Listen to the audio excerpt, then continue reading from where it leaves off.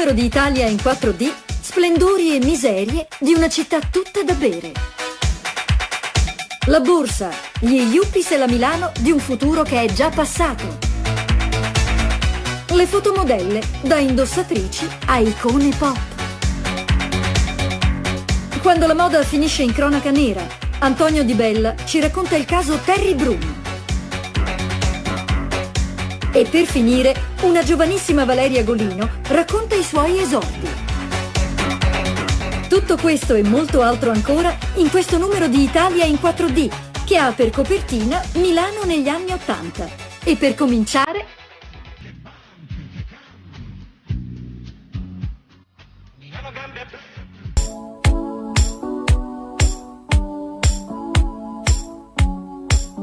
Agli inizi degli anni '80 l'economia italiana va a gonfie vele e i milanesi, sempre ricettivi alle novità, scoprono la finanza. È una febbre che contagia tutti. Tutti pensano di potersi arricchire e fuori dalle banche compaiono i primi monitor che mostrano agli investitori in tempo reale come sta andando il loro portfolio di titoli. Il luogo dove si celebra questo rito neoliberista è Piazza Affari, sede della borsa, e noi di Italia in 4D siamo andati a esplorarla in compagnia di Sandra Milo. Perché la gente grida così tanto? Ma noi dobbiamo necessariamente gridare perché ce lo impone la legge, infatti lei in questo momento si trova nel recinto delle grida. Noi dobbiamo dichiarare a voce alta quale titolo intendiamo trattare, il prezzo e successivamente anche la quantità. Non si potrebbe fare questo lavoro se non congegnato in questo modo. Ma perché corrono tanto? Corrono tanto perché qui il secondo è essenziale. Un secondo di anticipo o di ritardo vuol dire poter fare un affare o poterlo perdere. Cioè perdere milioni o vincere? No, perdere milioni no, perdere una provvigione, perdere il guadagno sulla compravendita. Quante azioni ha la borsa di Milano? 160-170. Confronto alle altre borse europee, in particolare la borsa di Londra e la borsa di Parigi, direi sono molto poche. Pensate che a New York ci sono circa 6-7 mila titoli quotati. 6-7 mila? A Nuova York sì. Permesso?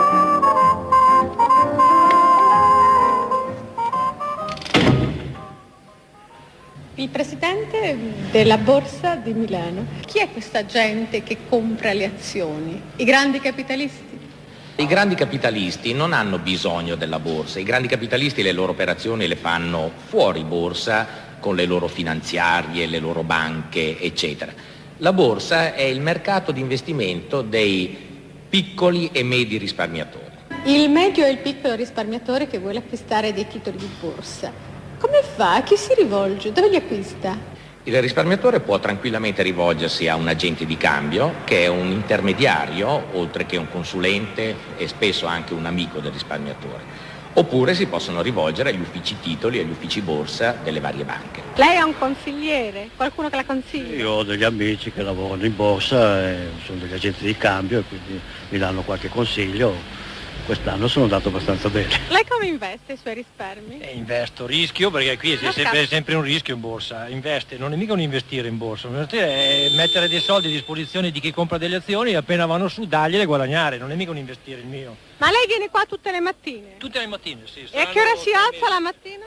Io sempre alle 6:30 comincio a leggere i giornali, vedere un po' come va anche la politica nazionale, internazionale, se seguire i ministri, se filano dritti o no, tante cose. Quindi lei li controlla, benissimo. E lei senta come investe? Ma io faccio due tipi di investimento, uno di investimento da mettere via in cassetta i titoli per i figli perché ne ho 3 e un'altra partita riesco a guadagnare per pagare questi titoli. Però le dico francamente è una borsa strana. Da che c'è il mondo non è mai esistito che la borsa sale con restrizione del credito e aumento del tasso di sconto. In tutto il mondo le borse scendono quando vengono questi provvedimenti governativi.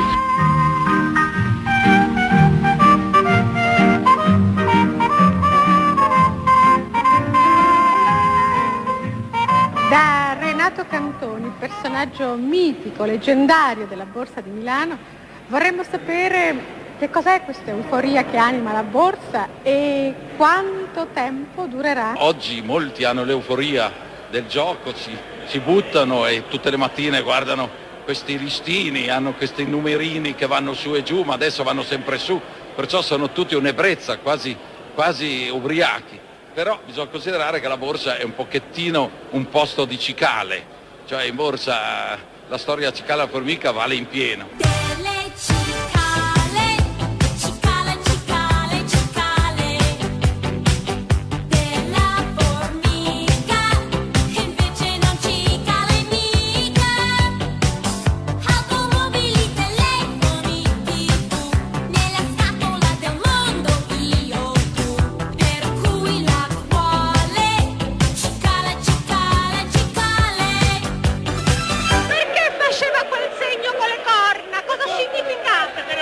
Toro privilegio.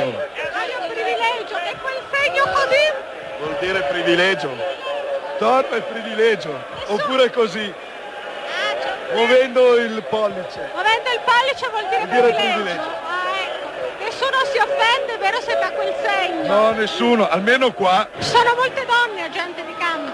No, non ce ne sono per ora in Italia e pare in Europa che io sia l'unica. Cosa sono tutti questi fogliettini? I fogliettini che abbiamo in mano sono gli ordini che dobbiamo eseguire. Per conto di chi? Per conto dei nostri clienti o delle banche. Signore, scusi, lei investe in borsa? No. No? E cosa fa qua? Io vengo qui per divertirmi. Io vengo in borsa così per andare a teatro, perché andare a teatro proprio non ho i soldi, perché io sono un pensionato della minimo. Milano è la città dove il cortocircuito fra anni 70, incubo degli anni 70 e euforia degli anni 80 è più stretto, e avviene negli stessi mesi. Ecco, nel giro di pochi mesi, ma già in quei mesi, esplode quello che alcuni chiamano il riflusso, comunque esplode l'euforia per gli anni 80. C'è una canzone dei primi anni 80 che è Un sabato qualunque, un sabato italiano, e il peggio sembra essere passato. Ecco, questa è l'incipit degli anni 80. E poi Milano è davvero la capitale degli anni 80 per molti versi. È la città dove si riflettono tutte le sue grandi trasformazioni.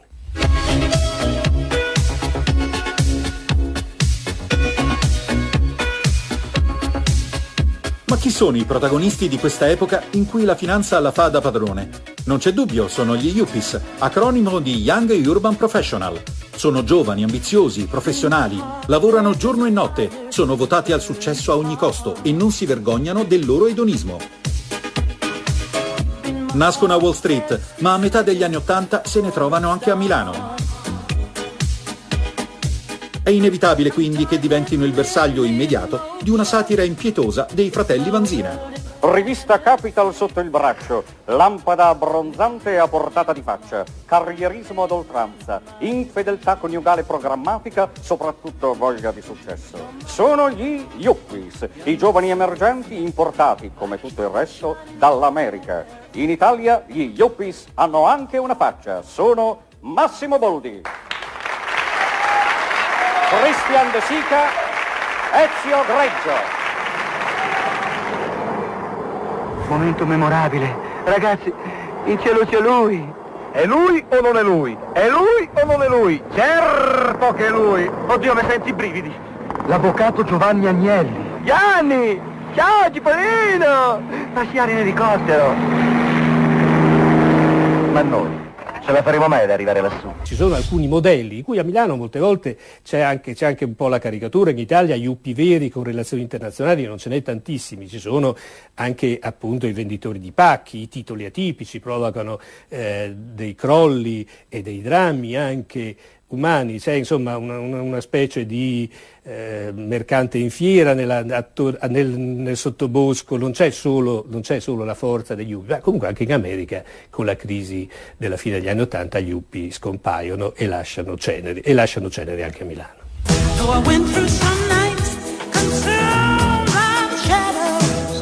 Al di là della satira, quella che permea Milano negli anni 80 è indubbiamente un'energia reale. È un'epoca in cui la città è proiettata nel futuro e prova anche a immaginarne uno. Vediamo un po' quale. Se noi potessimo fare una simulazione, una sorta di viaggio ideale verso Milano e dentro Milano fra 10 anni, praticamente nel 2000, Direi che innanzitutto noi da lontano vedremo Milano attraverso una decina di grattacieli, grattacieli tutti alti più di 100 metri, che daranno l'immagine appunto della nuova città, del nuovo centro direzionale, con la borsa, il centro degli affari e gli uffici principali degli affari della città nuova di Milano, della Milano del 2000. Quindi una città nuova che porrà Milano al centro d'Europa come città mercantile, come città degli scambi, appunto con quella grande nuova fiera internazionale, con gli alberghi, con attività anche legate al tempo libero e al divertimento. Sarà una città irriconoscibile.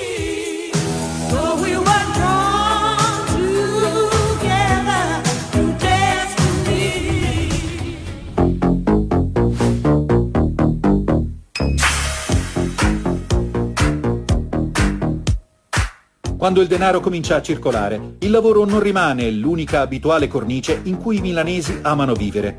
Un po' per volta si fa strada l'idea che i soldi possano rendere la vita piacevole.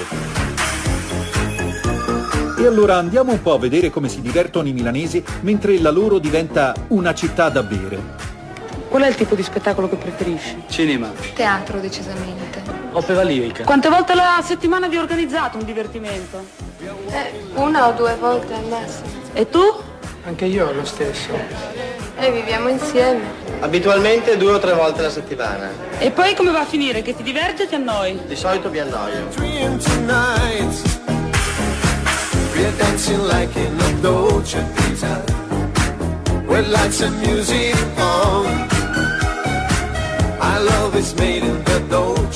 Cosa devi fare? Niente, una pettinatura normale, perché stasera ho un cocktail di lavoro, quindi... Che vestito metti su? Ma non lo so ancora, però qualcosa di normale, non so, tipo quello che ho oggi, una cosa così. Se dovessi non so neanche se faccio il tempo di andare a casa cambiare. Guarda, fai tu. Che gente pratichi stasera? Che ambiente è? Solito di lavoro. Avvocati? Sì, ci sono dei professionisti, ci sono poi degli esponenti, non so.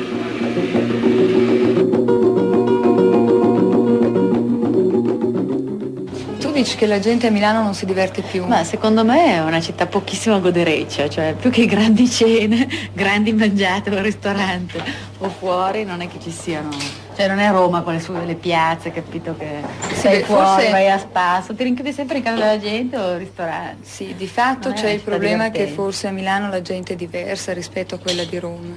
Ad esempio il pantalone in pelle così, con un bottone in fondo, abbastanza largo, benissimo, molto bello. Direi che posso provare una cosa del genere. Con la sua camicia. Come ti vediamo sempre? 100.000 per essere venuto da Santa Esorgia. A Milano è facile riuscire a divertirsi e stare in giro tutta la notte facendo delle cose, ci sono tante possibilità. Rispetto a un po' di anni fa, sì, a chi le conosce, sì. Per esempio? Ma ci sono più locali, c'è più gente che ha voglia di passare delle serate divertenti e ci sono più situazioni diverse, non so come chiamarlo, cioè gente che persegue fini, cioè lo stesso fine in maniera diversa. Ma in genere perché ci si trova gli amici, è un luogo di ritrovo più che altro. Si può bere, si sta qua, si parla, si passa la serata. Ti diverti? Dipende. Succedono delle cose particolari? No. Qual è il modo più divertente per passare una notte milanese? Stare con gli amici.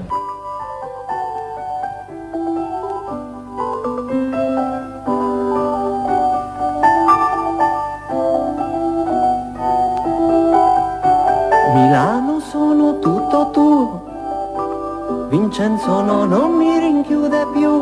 Oh Milano sii buono, almeno tu. Lui mi picchiava tutto l'anno e mi faceva... La notte di Milano è uno spazio della fantasia. Naturalmente ognuno ha la sua fantasia e quindi esiste anche la fantasia del miliardo. Nella ex banca di Michele Sindona i caveau contengono oltre 200 marche di champagne.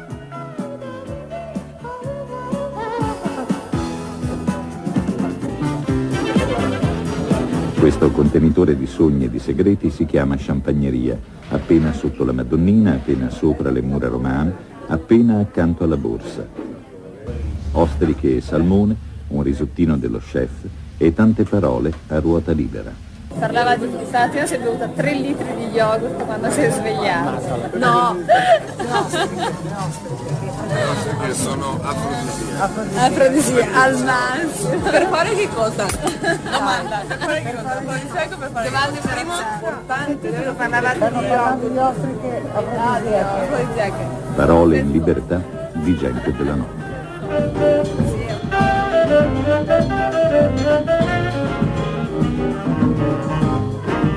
Che cosa state facendo qua? Parliamo. Voi come passate questa vostra notte a Milano? Che cos'è questo? Così, compagnia. Un po' di musica che fa piacere, aiuta a dialogare, aiuta a conoscersi. A parlare d'amore, voi parlate d'amore? Anzi, d'amore, a parlare d'amore. Allora esiste ancora l'amore? La cosa va a vedere. E se non esiste continuiamo a crederci che esiste, che è meglio.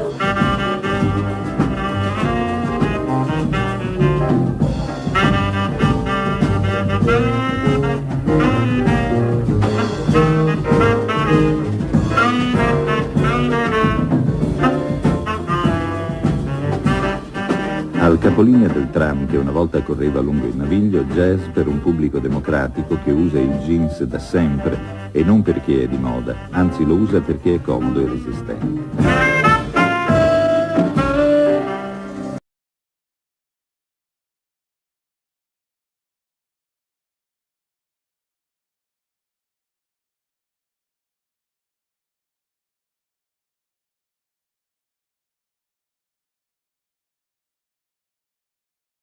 Abbronzanti perché l'isola tropicale integra il sole dell'estate e quello delle lampade.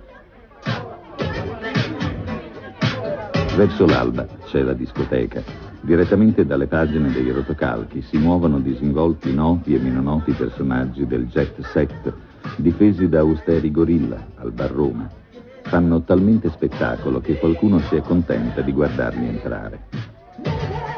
L'abbigliamento non conta, basta che sia quello giusto.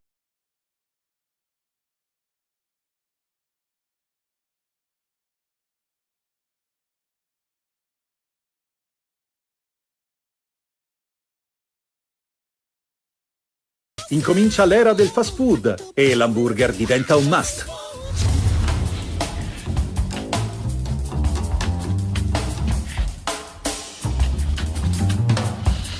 È nel 1986 a Milano che la McDonald's apre il suo primo punto vendita in Italia.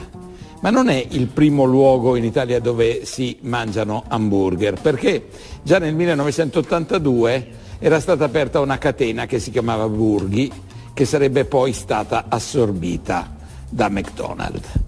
C'erano vari motivi di discussione, di conflitto intorno a questo fenomeno.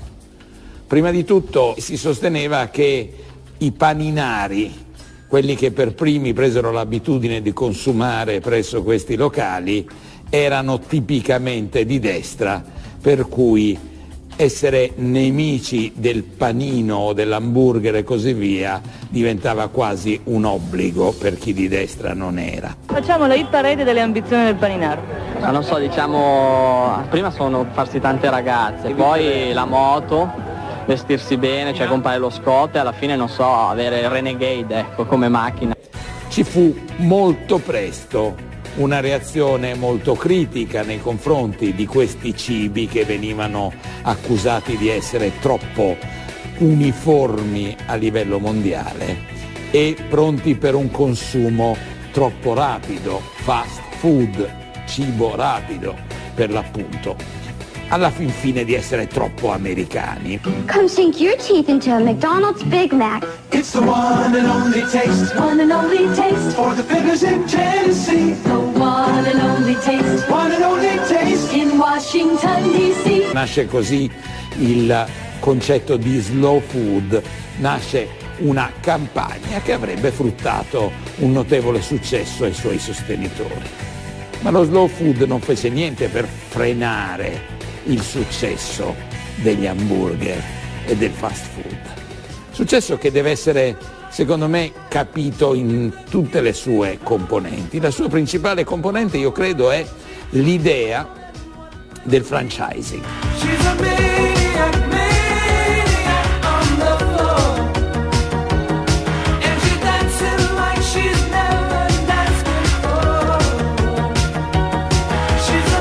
Attualmente con questo sistema si tratta di uno dei prodotti più globalizzati che esistano, tanto che un settimanale inglese, l'Economist, ha inventato qualche anno fa l'indice Big Mac, che è, secondo l'Economist, uno dei più precisi indici del costo della vita che ci siano, comparando per l'appunto il costo di un Big Mac nei diversi paesi del pianeta.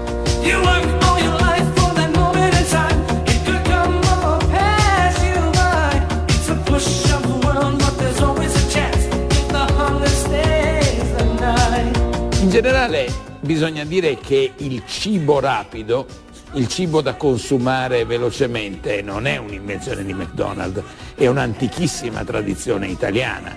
Quasi tutte le città italiane hanno dei cibi da strada, a cominciare dalla stessa pizza, che non è nata certo per le pizzerie, per continuare con il lampredotto, per esempio, a Firenze, o coi difficilissimi per i non palermitani Vasted e Cameusa, le famose focaccette con la milza fritta di Palermo. Il problema è che il fast food è standardizzato e questo a molti non piace.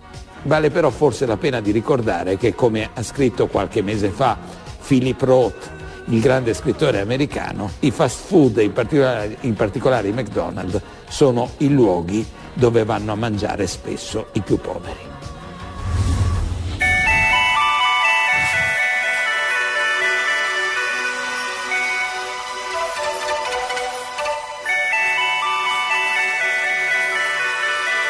Tradizionalmente Milano ha appoggiato la sua solidità sulle fabbriche.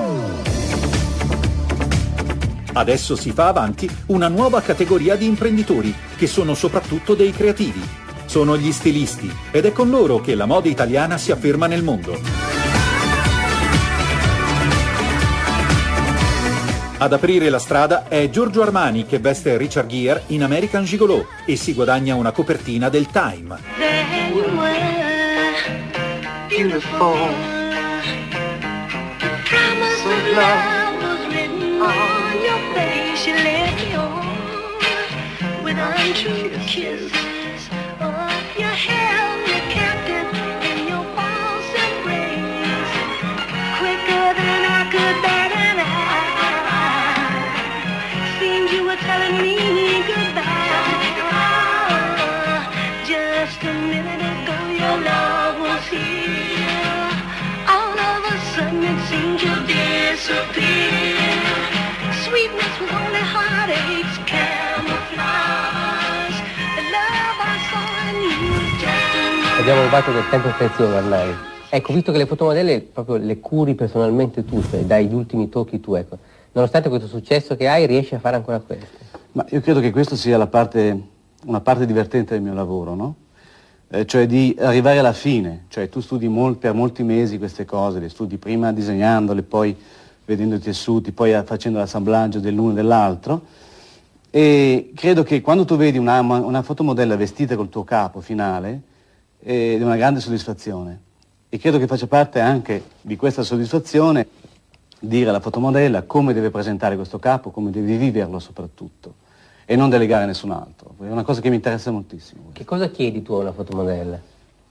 Dunque, la prima cosa è che non prevarichi mai troppo il capo che indossa, cioè non si deve mai leggere prima di tutto il viso della fotomodella e poi il vestito. Deve essere una donna che comunque interpreta, no? Una volta, vedi, c'erano le mannequin e si diceva delle fotomodelle o delle mannequin, delle indossatrici, porta questo capo come una regina, sia che portasse un vestitino che portasse una cosa di gran sera.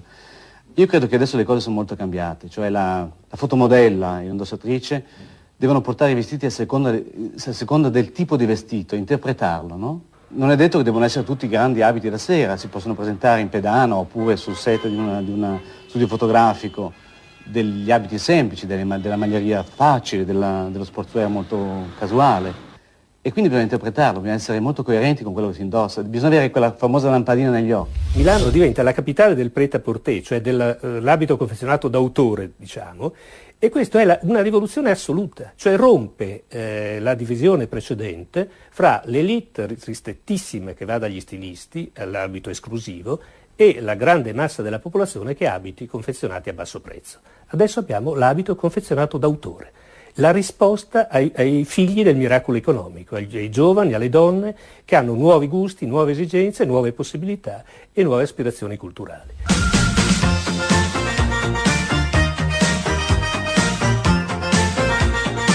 Armani, Versace, Crizia, Trussardi sono le grandi firme della moda degli anni '80.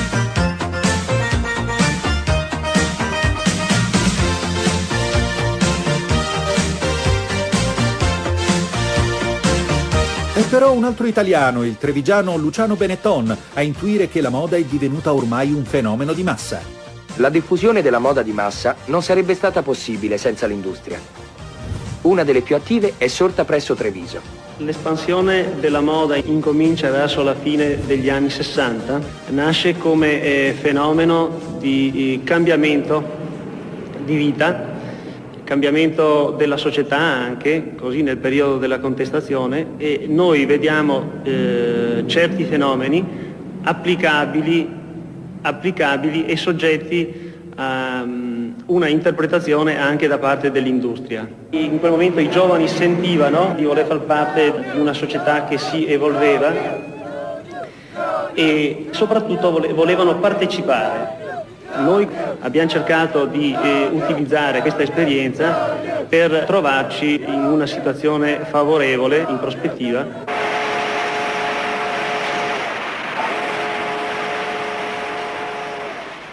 Abbiamo creato dei modi diversi di produzione, puntando molto sulla specializzazione, determinante ai fini della produttività e dei prezzi. Certi fenomeni di marca o di stile sono riconoscibili come italiani in tutta Europa, per non dire di tutto il mondo.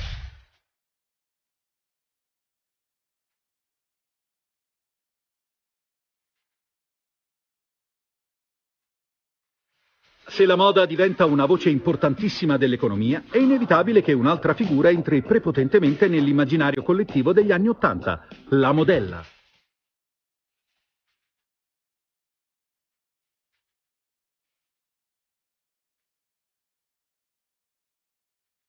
Se prima era soltanto un'indossatrice che rimaneva nell'ombra di un indumento o di un prodotto, adesso la modella apre nuove prospettive alla femminilità e si impone come oggetto del desiderio di massa. Ma com'è realmente la vita di una modella? Oltre l'apparenza di un mondo luccicante, si nasconde una vita tutt'altro che semplice, come bene racconta questo servizio del 1982. Pronto Isa? Ciao Riccardo, come stai? Bene. Tu? Come è andato il viaggio? Ma un po' freddo, però. Sì, tanto lavoro. Senti Isa, io ho una novità per te. Immagino che tu sia stanca, Però oggi pomeriggio devi andare da Annabella, perché c'è uno special su di te per la televisione italiana. Oggi? Ma dai Riccardo, ma sono distrutta, lo sai. Tesoro, so che sei stanca, però è una cosa molto importante per tutti, soprattutto per te. Ma scusa, non è professionale chiamarmi a questa ora? Sono le 10:30, devi essere alle 3:30 negli studi di Annabella, in via Rizzoli. Ok?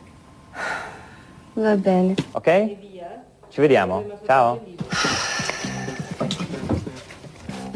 Guida, ti stai truccando, sei bella stamattina o no? Orrenda. Ieri sera come Orrenda, eh? hai fatto tardi stanotte? No, niente, ho dormito troppo, anzi. Ancora peggio.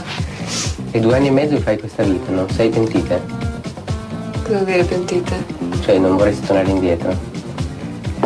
Ah, all'università no. Cosa sei, Non medicina subito. tu? Sì, era. Erano 10 anni di studio sarebbero stati. Poi escono, trovo più marito, figurati.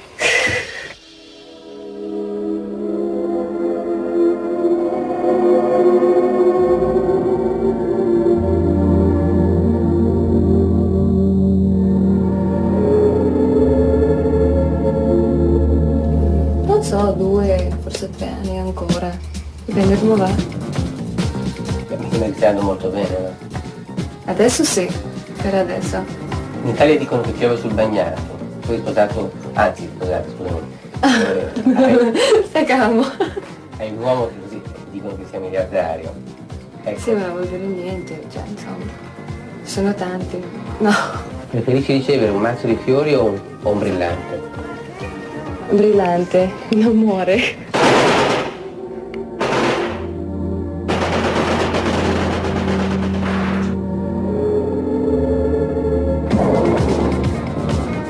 Le straniere sono scese in massa in Italia. Avete rubato molto lavoro alle modelle italiane o no? Guarda, non ci sono tanti modelli italiani. Perché? Non so, non penso che è un lavoro che le piacciono fare, come, non so, ci sono tante belle donne anche in Inghilterra, però non ci sono tanti che hanno la voglia di fare questo lavoro perché è un lavoro duro. Ciao Isa. Ma bello! Beh, come al solito orrenda, Isa. Si è fatta come una vecchia americana. Ma dai, non ci Ma dai, scusa, cosa fai? No, non ci si fa più queste cazzate qua, dai, Isa. Ugo, che dai che... Tutto questo lavoro è per niente Sì, sei orrenda. Tu lo sai benissimo che stai malissimo con queste cazzate qua. Fai sempre queste facce qui da antica. Allora, Isa, adesso ti spiego cosa devi fare stamattina. Lascia la vasellina in faccia. va. Ma scusa... Ma va, fai schifo. Ma dai, ma non vedi che sembri una pera? Una faccia grassa così, un maiale. Sorridi un po', dai. Che Isa, dai, sei orrenda. Ma ti sei vista? No, ti sei vista o no? Turn around. Try one from the back. Try one from the back. Yeah, that's right. Yeah. Very good. Look here. Ero venuta in Italia per fare l'indossatrice. Mia sorella fa la modella.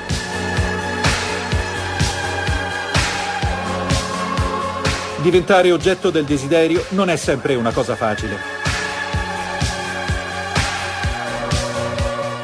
Ne sa qualcosa la ventenne Terry Broom, una bella ragazza americana venuta a Milano per seguire le orme di sua sorella maggiore Dana, modella già affermata. Al numero 84 di Corso Magenta, in pieno centro di Milano, si è svolto stamane il sopralluogo nell'appartamento dove 7 giorni fa Terry Broom, la giovane modella americana, ha ucciso a colpi di pistola il playboy milanese Francesco D'Alessio. C'era una piccola folla di fotografi e di curiosi stamane in Corso Magenta. Alle 9:30, puntuale, è arrivato Marco Maega, il giovane magistrato che conduce le indagini. Ed ecco, alle 9:30, Terry Broom, la donna che ha ucciso, è nell'auto della polizia, si nasconde agli occhi dei fotografi e dei curiosi. Per quasi 3 ore Terry Broom ha raccontato, davanti a magistrato, funzionari di polizia ed avvocati, la notte dell'omicidio, un confronto durato quasi 3 ore e terminato pochi minuti fa. Ecco Terry Broom che ritorna nell'auto della polizia, una immagine rubata da un giardino interno di Corso Magenta. Secondo le prime indiscrezioni, sembra che Terry Broom abbia raccontato di avere sparato 5 colpi, l'intero caricatore, contro Francesco D'Alessio, ma non abbia chiarito il perché di questo omicidio.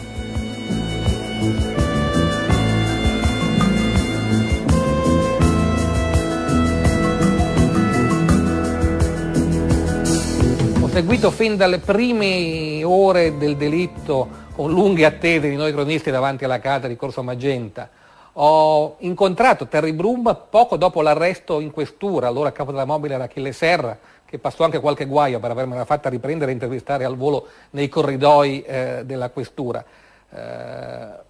Subito in quel primo incontro lei mi disse è uno schifoso, aveva ancora la rabbia, quindi in qualche modo testimoniando e confessando il delitto fatto. Signorina, come ricorda quella sera? Le costa molta fatica rievocare quelle ore?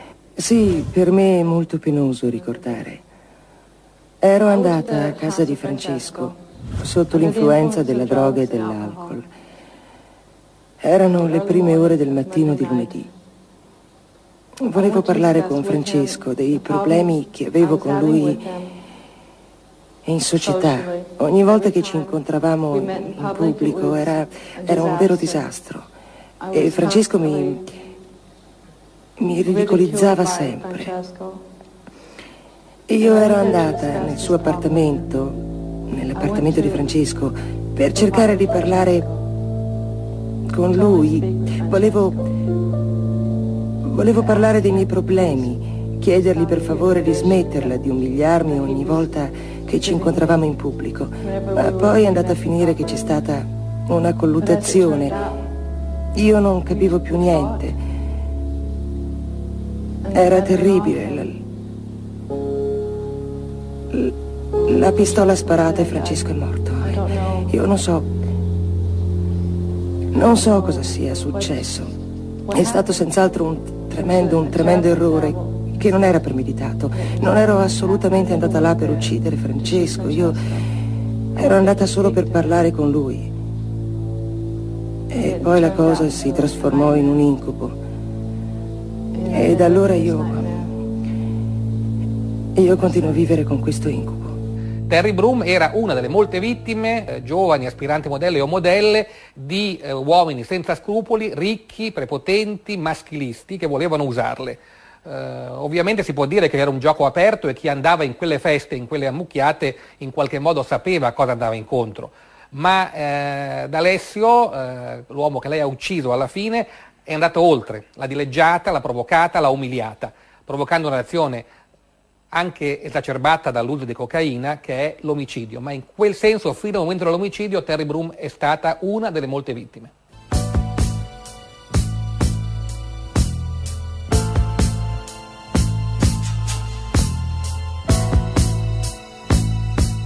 Come ricorda i suoi primi contatti con la vita milanese? Che incontri fece? Conobbi soprattutto delle fotomodelle, amiche di mia sorella. Quando io arrivai, lei non c'era e tramite questi amici conobbi altri milanesi. E sono stata invitata a molte feste con queste persone e con loro amici dello stesso ambiente, dello stesso giro, insomma quello delle fotomodelle, della moda. Come ha conosciuto quell'uomo che ha inciso così profondamente nella sua vita?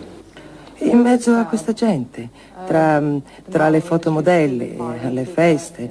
Lui era uno dei tanti playboy che si trovavano in questo giro.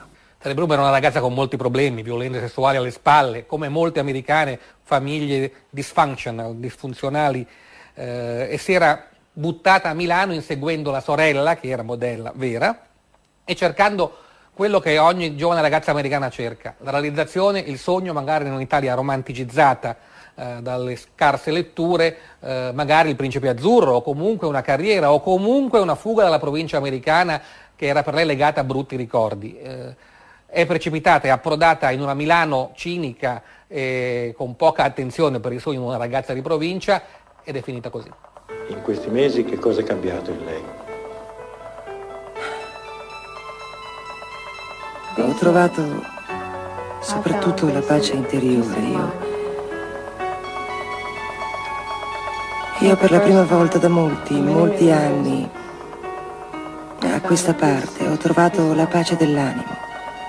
Ora sono in grado di riandare al passato e vedere gli errori che ho commesso e credo che da questo punto posso ripartire per una nuova vita.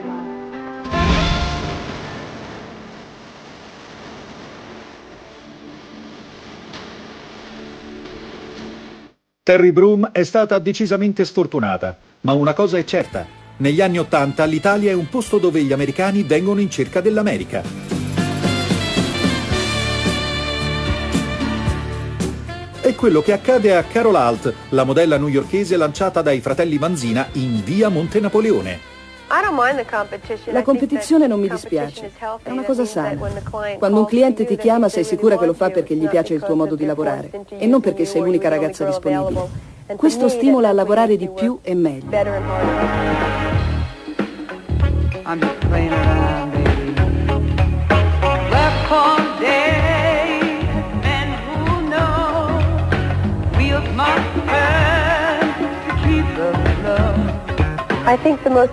Credo che la cosa più difficile sia staccarsi da questo lavoro, far capire al mondo che sai fare altre cose oltre la modella. In California ho recitato in una commedia ed i critici mi hanno stroncata, prima di tutto perché non vogliono vedere le modelle fare altre cose e poi perché non credono che siamo abbastanza intelligenti. To LA and all across the USA. There's a new service changing their lives. I think it's more difficult to keep your success going. La cosa più difficile è conservare il successo, più difficile che raggiungerlo. Il successo può dare alla testa. Ho visto delle ragazze diventare rapidamente famose ed essere incapaci di amministrare il denaro, non sapere come comportarsi. Più si sentivano importanti e meno lavoravano. È molto più difficile restare al vertice che arrivarci. È un po' come l'amore. Ci si può innamorare 100.000 volte, ma è molto difficile conservare un amore solo.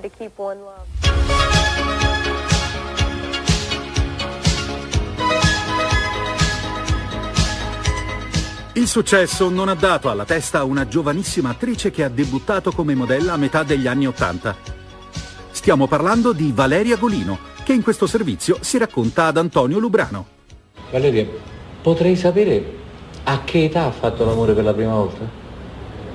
È una domanda molto da molto poco, da un paio d'anni insomma. Valeria, dicono, non so se è vero, che lei in questo momento si è innamorata di uno dei 4 registi che l'hanno diretta finora, ma non le sembra di essere poco originale? No, assolutamente no, questa non è una storia di set, voglio dire, non è una storia dell'attrice regista, almeno spero che non sia così, voglio dire, è qualcosa di più che questo, insomma. È vero quindi? Sì, è abbastanza vero, sì, è vero, ma non è assolutamente... Poi voglio dire, in queste cose conta poco l'originalità o meno. Se succede e basta, voglio dire, non è che sta pensando, ma forse dovrebbe essere insomma, non sono originale, è successo e quindi... Senta, le leggo una frase che le viene attribuita. Se uno mi piace, ci provo io, non ho problemi. Mi piace corteggiare, toccare, intrigare con gli occhi. Ma veramente ritiene gli sguardi sufficienti? Io ritengo che appunto lo sguardo è il primo mezzo che uno ha per il flirt, che poi voglio dire è la cosa più bella che c'è, insomma, E io, ecco, questa frase mi è stata attribuita, l'ho detta non esattamente con queste parole, ma l'ho detto. E mi dica allora con le sue parole. Io voglio dire, certo, appunto io prediligo il flirt, mi piace moltissimo. E predilige prendere l'iniziativa? Ma dipende, a volte quando serve, perché no, certo. Non tutti gli uomini sono uguali, quindi voglio dire, a volte serve prendere l'iniziativa e lo faccio senza alcuna remora. Che cos'è che la infastidisce di più in una persona che conosce per la prima volta? Ci possono essere moltissime cose, voglio dire. Per esempio? La prima cosa, noto come mi dà la mano, se è molliccia, se me la dà, insomma, le prime cose sono proprio il contatto, ecco, oppure se mi guarda negli occhi o mi guarda in bocca o mi guarda, dipende dove mi guarda, da come mi dà la mano. Valeria, le tirano uno schiaffo, scoppia a piangere o reagisce? Penso cosa mi conviene fare, se al momento mi conviene piangere allora piango, se invece devo replicare, replico e come, voglio dire, non è che io penso alla reazione, è istintivamente mi viene la reazione secondo me più adatta all'occasione, anzi io sono proprio completamente istintiva, anche nel modo in cui recito, insomma. Tanto brava che talvolta riesce a far passare inosservati persino i suoi nudi. Questo è uno dei primi giudizi critici che ho letto su di lei, su un quotidiano, Reporter. Ma secondo lei perché il nudo di donna colpisce ancora, malgrado l'abitudine che lo spettatore ha fatto al nudo? Secondo me colpisce naturalmente meno di prima, però voglio dire, un bel nudo di donna fa sempre piacere vederlo, insomma, poi fa sempre piacere, insomma, colpisce sempre un nudo di donna. E perché il suo nudo di donna colpisce, secondo lei? Secondo me ci sarà nudità di donna ottusa e quella intelligente. Ecco, io con un po' di presunzione dico che il mio nudo è un nudo intelligente, cioè non è ottuso, non è... insomma, e non è volgare, su questo non... È molto chiaro. C'è qualcuno che sostiene che a 19 anni si può essere già vecchi. Lei? Io qualche volta penso che sia vero. Senta Valeria, finora qual è la bugia che mi ha detto? Ne ho dette tantissime, non so qual è. Che consolazione per me. Sì. E qual è la bugia più grossa? Forse quando mi ha detto quando ha fatto per la prima volta l'amore, forse lì le ho detto qualche piccola bugia, ma... E volessimo dire la verità? No, non la vogliamo dire.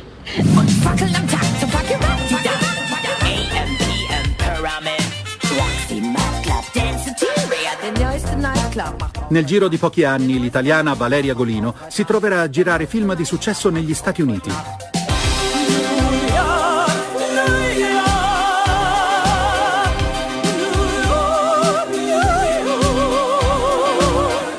A Italia in 4D siamo andati a vedere cosa sta succedendo nello stesso periodo dall'altro capo dell'oceano, nella città che non dorme mai, New York.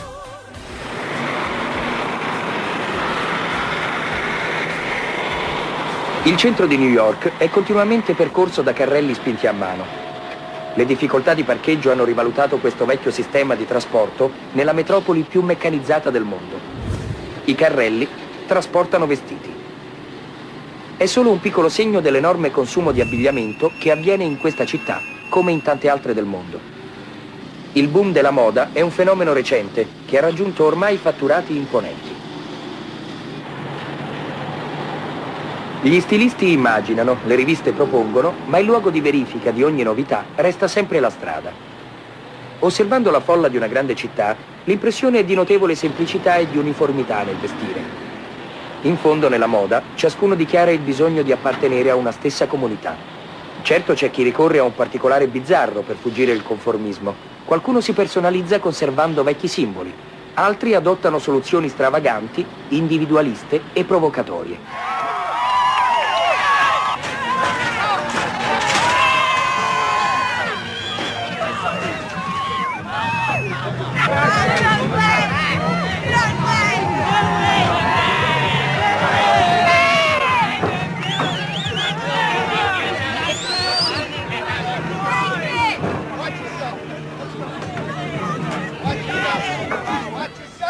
Questa ragazza fa una sua personale crociata contro la TV.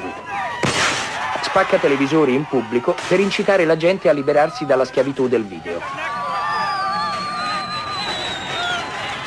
Così facendo, però, crea un caso che viene filmato e mostrato in televisione.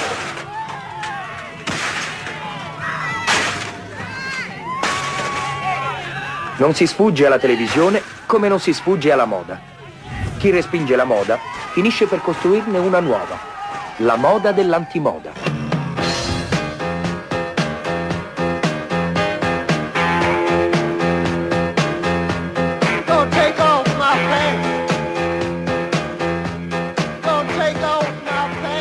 L'antimoda punk, nata con intenzioni derisorie e dissacranti, ha già trovato le sue cattedrali per celebrarsi.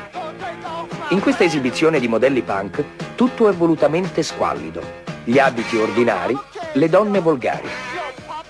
È la moda dello sberleffo alla moda. Attenzione, i modelli che sfilano sono abiti da sera.